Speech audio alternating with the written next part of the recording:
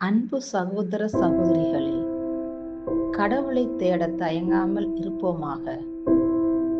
பாவ சூழ்நிலையிலிருந்து விலகி இருப்போம். பிசாசின் வலையில் விழாமல் இருப்போம். நன்மை தீமைகளை வேறுபடுத்தி பார்ப்போம். தீமையை வெறுத்து நன்மையை பற்றிக் கொள்வோம். எல்லாவற்றையும் அறிந்த கடவுள் நமக்கு உதவுவார். சோதனைகளில் ஈடுபடாமல் பரிசுத்த பாதையில் நடப்போம்.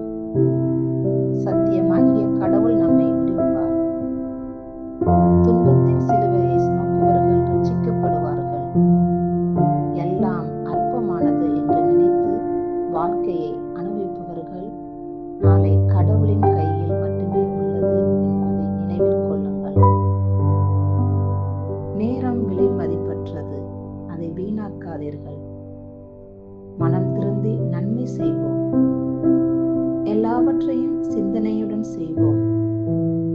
நான் செய்வது கடவுளுக்கு பிடிக்குமா என்று சிந்திப்பது நல்லது.